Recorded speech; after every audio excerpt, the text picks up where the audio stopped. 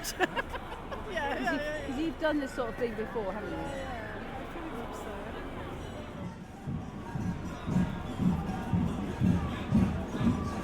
They've got a band here, that's more like it. We're going to have a samba band. Music gets me going so much more than like shouting and something. Still rigging, we are still here. Until that killing Netanyahu, he should feel fear. The old if you watch the guarantee the children will care. Do you think they're playing this on Radio 2 at the moment, or Radio 1? I think not.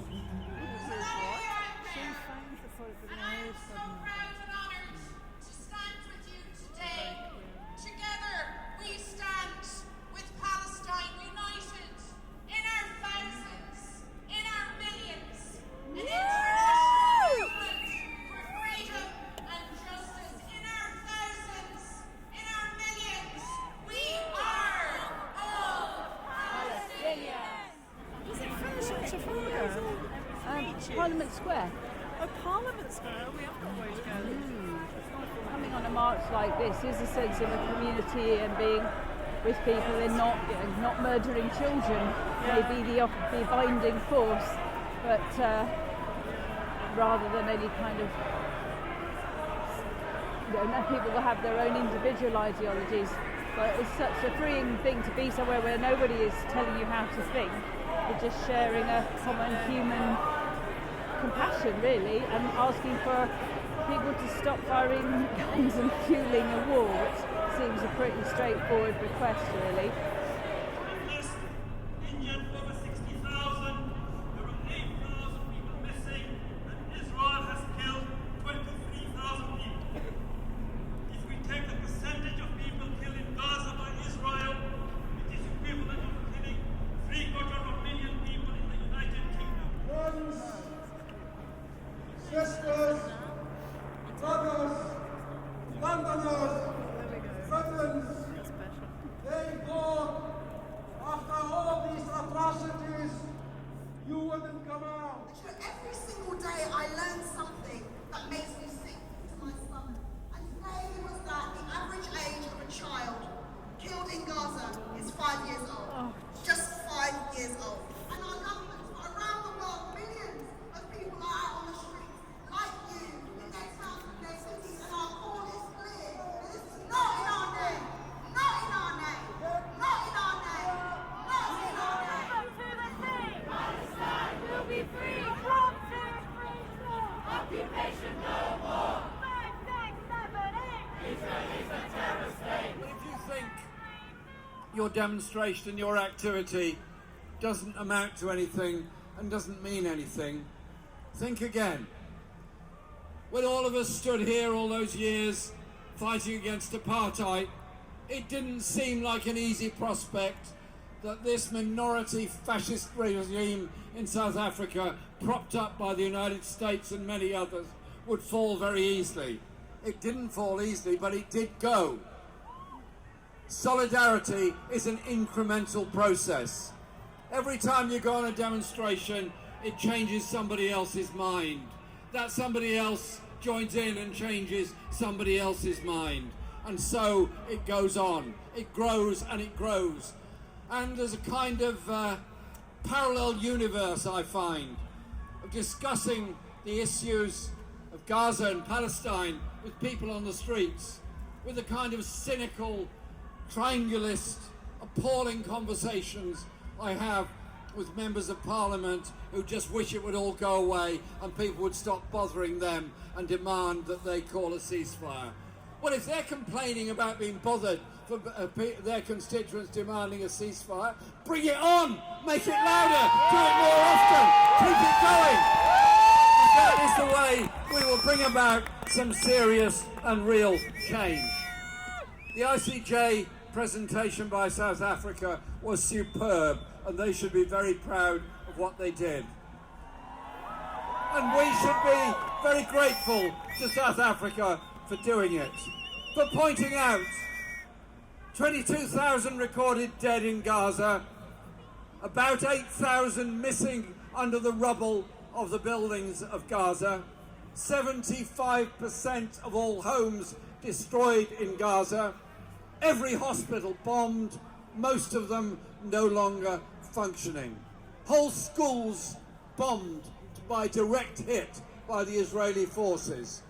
And now, on top of all the killing because of the bombardment, more people are dying from wholly preventable conditions, like diarrhea, like dysentery, like dehydration, like starvation, and all the things that come when you don't get enough to eat. You can't live in a warm, dry place.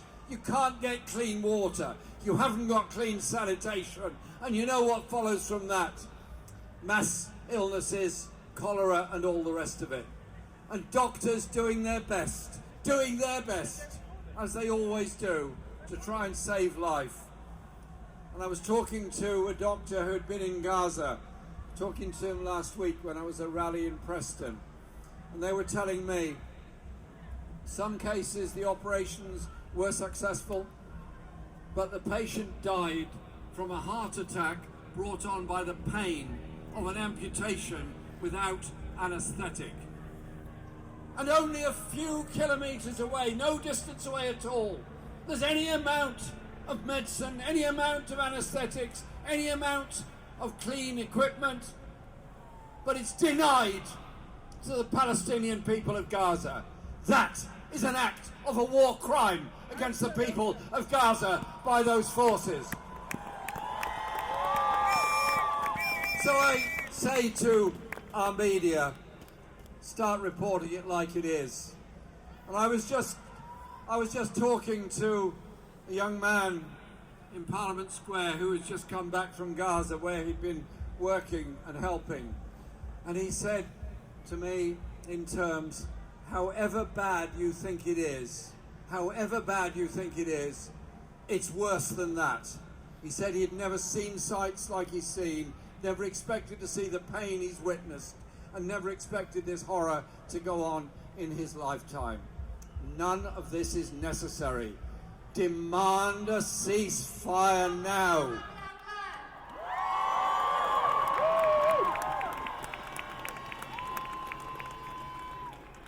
Hello everyone.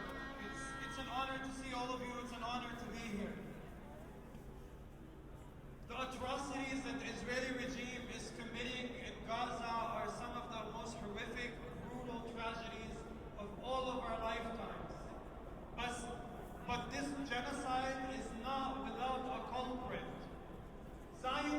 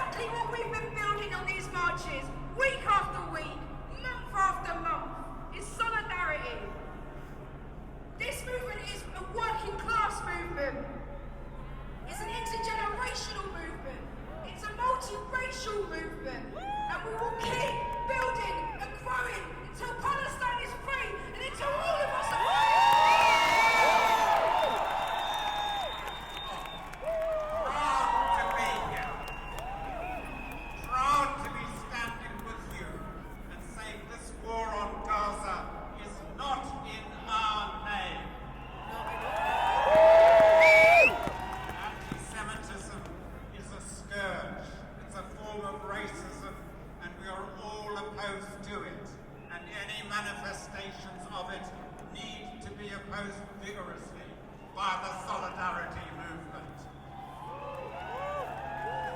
There is some anti-Semitism today, but when you look at what is being classified as anti-Semitism, it includes us. It includes the Solidarity movement. It includes criticism of Israel. It includes anti-Zionism. It includes calling for an end to the war on Gaza. That is not anti-Semitism. It is cynical manipulation. Yes. So too with the Holocaust. The lesson of the Holocaust that we draw was never again to anyone. On this global day of action in support of the Palestinian people, there are demonstrations in every major city going on today. And next weekend, there'll be local demonstrations all over the country. I'll be in Birmingham myself, but they'll be all over the country. Thousands and thousands of people have been killed because they're Palestinians by the Israeli occupying forces, and ever since this disgraceful and enormous bombardment of Gaza began in October. But there are many who suffered long before that as well. And if I may, I'd just like to recall the name of a brilliant young man who went to Gaza to support the Israeli Committee Against House Demolitions and tried to save children from dying in that process. And for his pains, he was shot dead while carrying children to a place of safety. He died exactly 20 years ago today. His name was Tom Hurdle. Like Tom and so many others should never be forgotten in this awful carnage that we're witnessing at the present time. The carnage that is destroying life at its very self in Gaza. And as you know, this week, South Africa, who suffered so grievously under apartheid, have repaid the world for their solidarity against apartheid by showing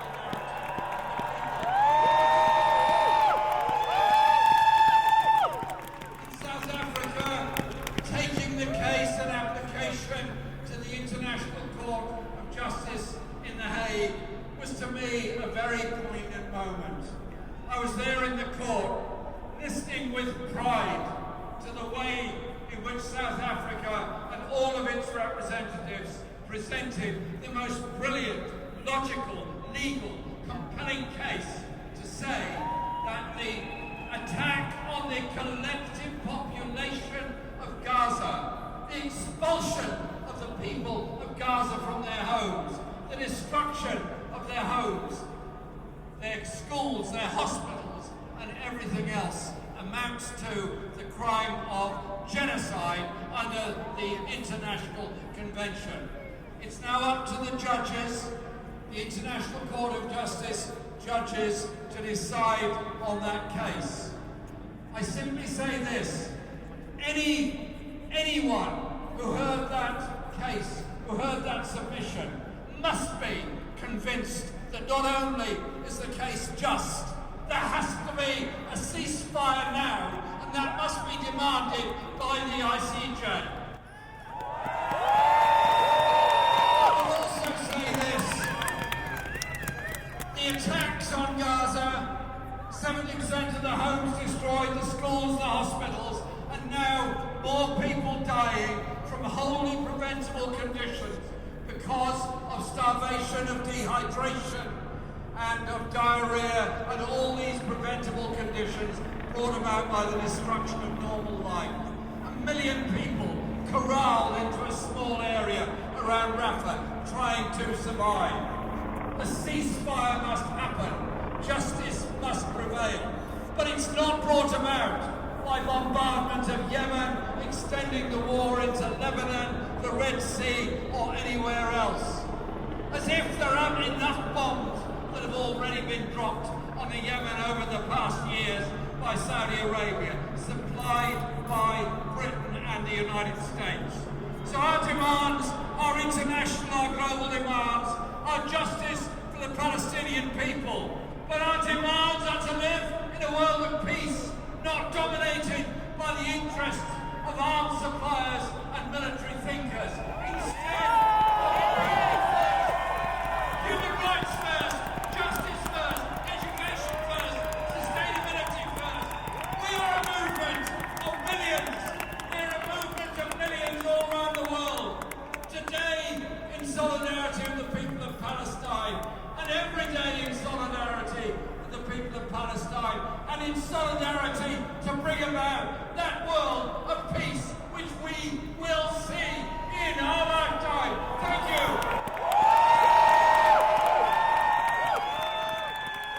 We will not remain silent while Palestinians are slaughtered. We won't stay quiet about Israel's apartheid. We will not be silenced in the face of a genocide that is broadcast every day for nearly 100 days now. For nearly 100 days, the It's the most impoverished, broadcast dispossessed genocide. refugee population of Gaza have faced annihilation. A horrific crescendo of apartheid that has brutalized generations of Palestinians. For nearly 100 days, the mothers and fathers of Gaza have wept an ocean of tears over the still bodies of their dead children.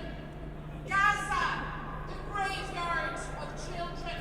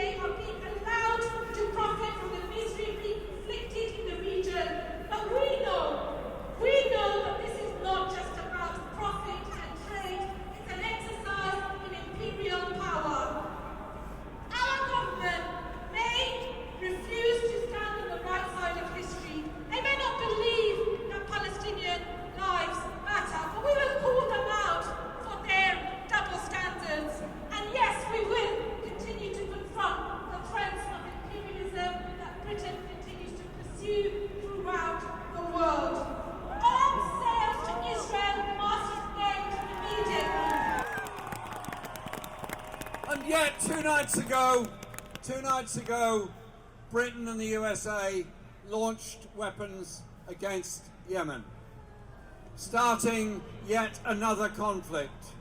As if all the weapons supplied to Saudi Arabia haven't done enough damage already in Yemen, now one of the poorest places on earth, with again wholly preventable illnesses taking life all the time. When the demonstrations began after the horrors of October the 7th, we said there's a danger of this war expanding. And it's now expanding into the Mediterranean, into Lebanon, into the Red Sea, and all over the region. There is no solution in selling more arms. There is no solution in expanding this war. There is no solution unless you deal with the fundamental human rights and basic rights issue at the very heart of it, which is the rights and justice of the Palestinian people under occupation, under oppression, and, if I may say so, the Palestinian people who are in the refugee camps in Jordan, Syria, and Lebanon. And so our movement is massive. Our movement has no name other than the people's demands for peace and justice and freedom for the Palestinian people. But it's wider than that, because we come together, we realise our collective strength. We realise our ability to unite people. We realise our ability to bring about a world with the demand and the intention of peace, justice and human rights, rather than war, destruction and mayhem and destruction of the whole optimism of the youth of the world. Together we can bring about a better world. Together we can bring about peace, and it starts with peace and justice for the Palestinian people. Thank you all for being here today. That captures the humanity that we need to reach into ourselves to find. He writes, "O rascal children of Gaza, you who constantly disturb me with your screams under my window, you who filled every morning with rush and chaos, you who broke my vase and stole the lonely flower on my balcony, come back and scream as you want, and break all the vases, steal all the flowers, come back, just come back. Free, free Palestine." Convey this message to them. I dare you to look into the eyes of a Gazan child and tell him that you tried your best. Our day will come, but we must not be complacent. Our day will come, but we must normalize massacres as the status quo. Today, as we were walking towards this place, and I was thinking, what can I possibly say? And I wanted to start by telling you about Anas. Anas was a beautiful 13-year-old boy. He suffered severe burns to his face, to his trunk, and to over 60% of his body, along with his mother, when their house was bombed by the Israelis. He was a patient of mine in the burns unit at Shifa Hospital for over 12 days. After several surgeries, this beautiful boy died. Anas, like 10,000 other beautiful boys and girls, have had their lives taken.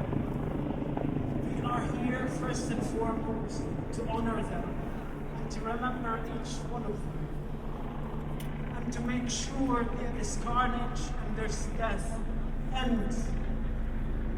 If the world is comfortable with the death of Anas and many children like him, then this is no longer a world that we are able to raise our children in and live in ourselves. Yesterday, 400 Palestinian prisoners were released back into Gaza, having been interned by the Israelis. One of the things that they have reported is that Israeli forces have been torturing the 40 doctors that they have held, more than any other group within the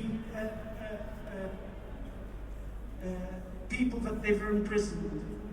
This targeting of health professionals as part of a systematic and intentional policy to completely destroy all aspects of health in Gaza as a way of making it uninhabitable, so that the ethnic cleansing and the expulsion of Palestinians continues. This Nakba Part 2, as one of the Israeli politicians described it, hinges on the destruction of health systems.